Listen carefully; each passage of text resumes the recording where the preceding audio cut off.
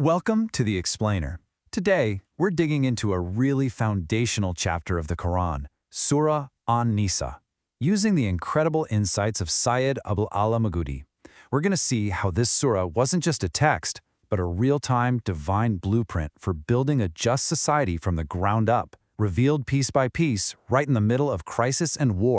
So, to really get what this surah is all about, we're going to look at when it was revealed, see how it helped build a brand new society from scratch, dig into the conflicts it was dealing with, and finally, unpack its universal message to all of humanity.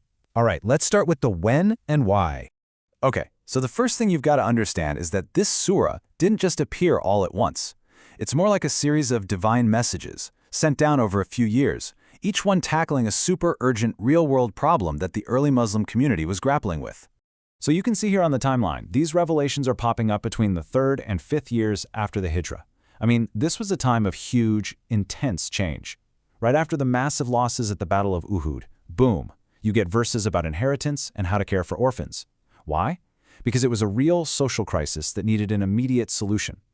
And later, when they're on these dangerous military campaigns, you get this incredibly practical guidance, like the prayer of fear, which lets soldiers keep up their prayers right there on the battlefield.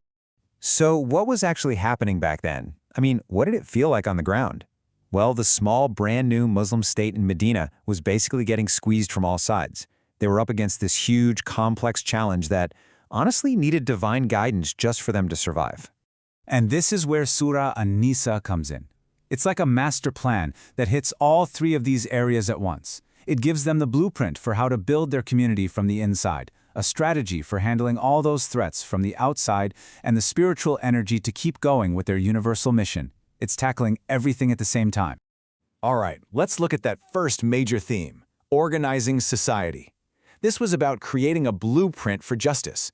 And you know, this wasn't some abstract philosophical idea. It was a direct, super urgent response to a crisis that was happening right then. I mean, think about it. After the Battle of Uhud, 70 companions were martyred. In a small city like Medina, that's a huge loss. Suddenly you have all these families without a father, without a husband, without a provider. It raised some really tough, urgent questions about who gets what and how on earth do we take care of all these orphans. And so Surah An-Nisa comes down with this incredibly detailed legal and moral framework to handle it all. We're talking detailed laws of inheritance, crystal clear rights for orphans, rules for marriage, and solid principles for how to deal with money fairly. It was literally a complete guide to building a strong, just society right from the very beginning. So while they're trying to build this just society from within, that defeat at Uhud had also unleashed a storm of problems from the outside. Suddenly, all their enemies felt emboldened. You had hostile tribes, resentful neighbors, and maybe worst of all, you had hypocrites inside the city. It was an incredibly dangerous situation. I mean, this was a truly high-stakes environment. You've got threats from the outside and people trying to tear things down from the inside. And so God revealed specific instructions on how to survive, how to stay united, and how to be resilient. The Muslims were really being tested from every single direction you can imagine. And one of the most amazing examples of this practical guidance is the prayer of fear, which was revealed around the time of the Battle of Daturika. It just goes to show you how Islam provides real-world solutions, allowing believers to stay connected to God even when they're in the most dangerous situations possible. Now this is where it gets really interesting. The surah draws this super sharp line in the sand between the sincere believers and the munafiqeen, the hypocrites. On one hand, you have the believers holding things together, maintaining discipline. And on the other, you have the hypocrites actively trying to spread fear and chaos. They were a really dangerous internal threat. And just listen to this powerful warning. It really shows you how serious things had become. This was delivered to the Banu Nadir tribe, a group that had broken their treaties over and over again. It was basically a final warning before they were expelled from Medina, and it was a real turning point in the whole conflict. But here's the thing. Even with all of this going on, building a society from scratch and fighting off enemies, the core mission was never, ever forgotten.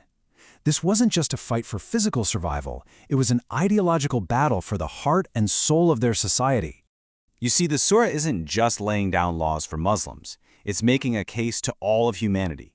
It takes a hard look at the religious and moral beliefs of the communities around them, the Jews, the Christians, the pagans, and at the same time, it presents Islam as this pure, clear path to a just society and a direct relationship with the one true God.